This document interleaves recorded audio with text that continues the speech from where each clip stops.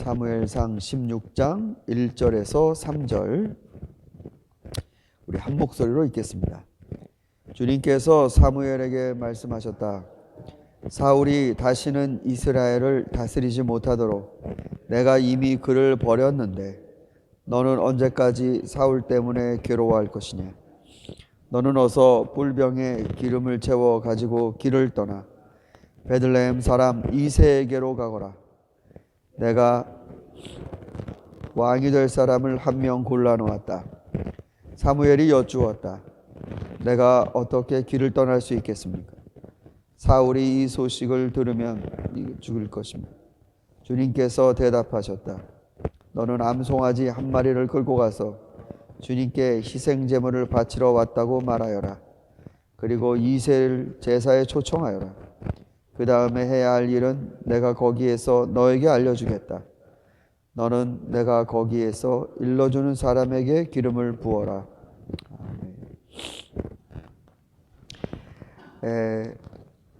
이 오늘의 이 본문은 사실 15장 그 후반부의 말씀과 이어서 함께 보아야 의미를 더 풍성히 알 수 있습니다.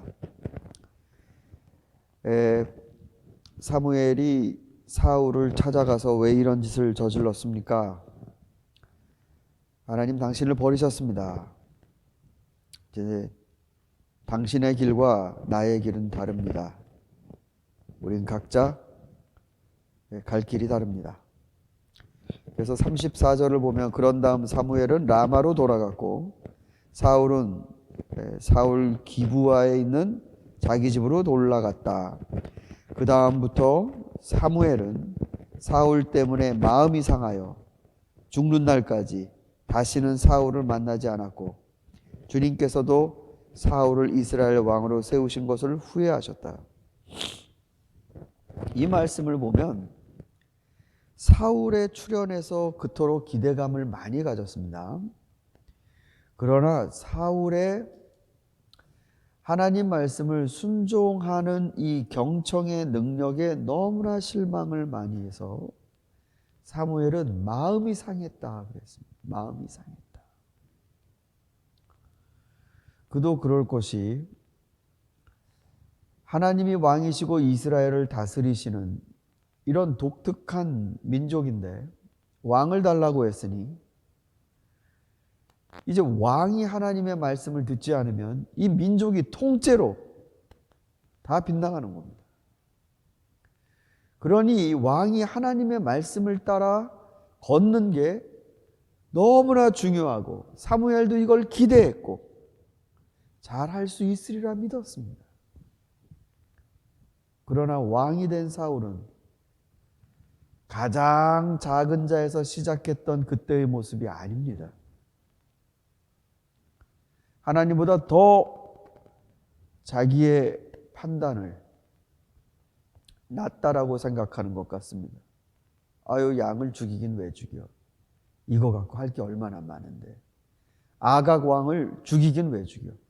이걸 가지고 예루살렘을 한 바퀴만 돌아도 사람들이 사울 왕 만만세 이러면서 얼마나 왕으로서 이 통치하기가 유리해지는데 그러면서 사울은 하나님이 내리신 판단보다 자신이 더 활용할 수 있다. 아깝게 이거를 왜 버리시나. 이런 게 바로 큰 실망을 드린 것입니다. 이건 우리에게도 굉장히 중요한 것입니다. 그러니까 하나님의 마음이 무엇인지를 들어야 됩니다. 이 15장 2절 3절에서 하나님의 오더가 떨어집니다. 내가 이집트에서 이스라엘 백성을 인도해낼 때 뒤처져 있었던 이 민족을 아말렉 백성이 무참히 도륙했다. 그때의 일을 내가 아직도 마음에 담고 있다. 너는 그 아말렉을 내 심정으로 갚아라. 그러면 이걸 제대로 들었으면 사울은 하나님의 마음과 심정에서 일을 해야 되는 겁니다. 이게 듣는다는 것입니다. 하나님 말씀을 들어라. 들어라. 자,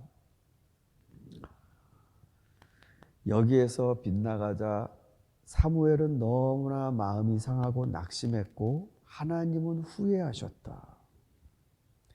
이 한 사람이 모르겠습니다. 정치적으로는 뭐 사울이 아각도 물리치고 그래갖고 이스라엘은 뭔가 이 환호성의 분위기가 된지 모르겠지만 영적으로는 하나님 후회하시고 계시고 사무엘은 낙심하고 있습니다. 그런데 오늘 이 16장 우리가 1, 2, 3절을 읽었는데 먼저 이 상황에서 대안을 끌고 나가시는 분은 하나님이십니다.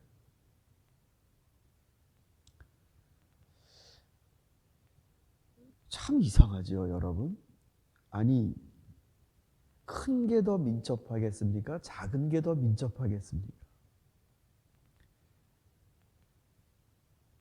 왜 사무엘이 먼저 하나님을 설득하고 주님 그래도 이스라엘을 버리지 마옵소서, 하나님이 정하신 임금을 다시 세워 주시옵소서, 이런 게 아닙니다.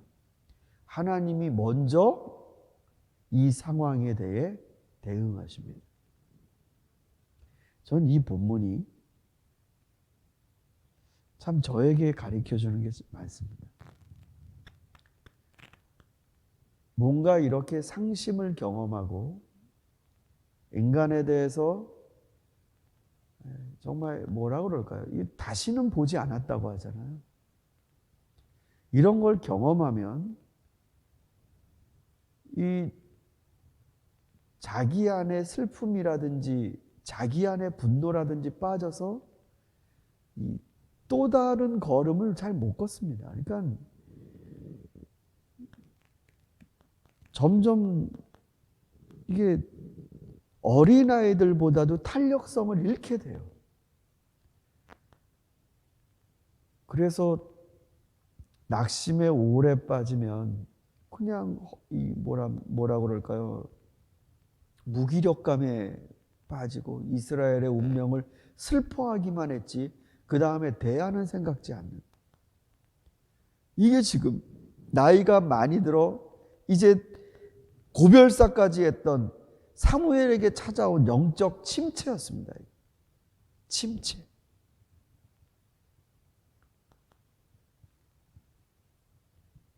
그런데 하나님이 먼저 일어나십니다. 전 이게 참 놀랍습니다. 그러니까 여러분, 우리 요 사무엘상 이 몇 장 안 되는 거를 읽으면서도 하나님 마음이 지금 몇 번 상하십니까?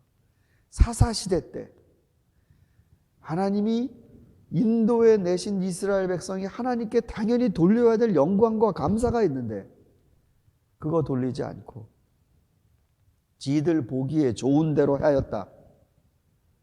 그래도 하나님 또 사사를 보내셔서 이민족의 침략과 억압을 또 막아주십니다. 그리고 난 다음에 왕을 달래요. 그때 하나님이 너를 버린 게 아니고 나를 버린 거다. 또 하나님 마음에 상처를 받으십니다. 근데 그때도 하나님은 그 백성에게 왕을 주어라. 그들이 원하는 대로 해주어라. 그 대신 그 왕이 내 말을 듣고 백성이 나를 순종해야 한다. 하나님이 낙심 가운데서도 대안을 만드세요. 그리고 이 사울 왕이 지금 이렇게 하나님 앞에 등 돌린 일을 벌렸을 때 하나님도 후회하시지만 또 하나님이 먼저 일어나세요.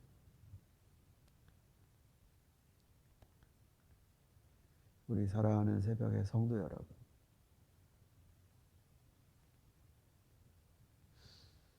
마음이 상하시지만 하나님께 영적 침체기가 없는 것 같습니다.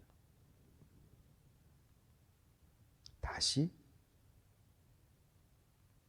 시작하시고 다시 사랑하시고 다시 이스라엘 백성에게 약속하신 바를 이루시기 위해 다시 앞장서시고, 이게 하나님의 모습이십니다.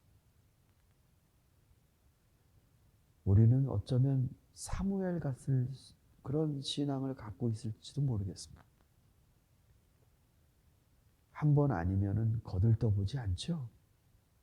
우리 마음에서, 우리 마음에 내린 판단과 내가 경험하고 내가 체험한 걸 쉽게 다시 새 마음으로 다시 시작하려는 게 참 어렵죠.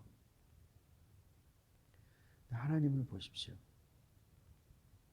너가 아직도 왜 슬픔에 빠져 있느냐?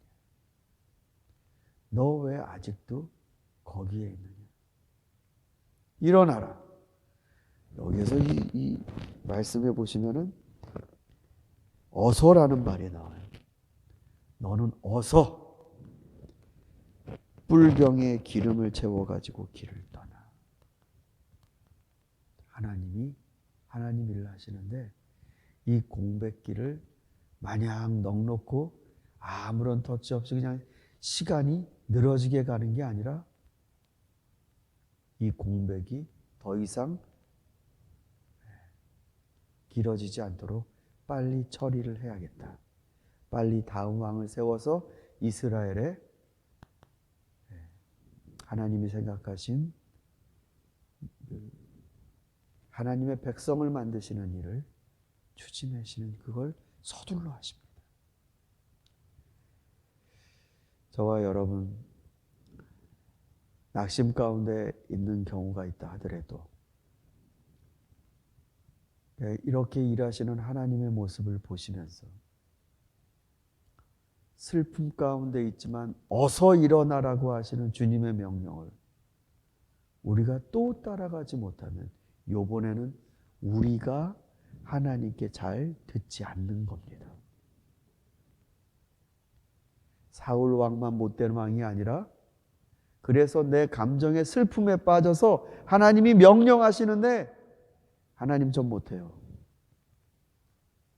이러고 우리가 널브러져 있으면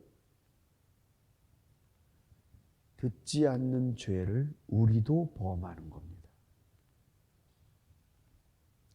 사무엘, 이름이 참 멋있잖아요. 샤마이, 듣다라는 겁니다. 사무엘, 하나님께 듣는다. 하나님을 듣고 주님의 마음을 읽어낸다. 그러면 사무엘이 다시 뿔병에다 기름을 채워 하나님 말씀하시는 그 자리로 걸어가는 모습. 이게 저와 여러분의 모습이 될 수 있기를 소망합니다. 기도드리겠습니다.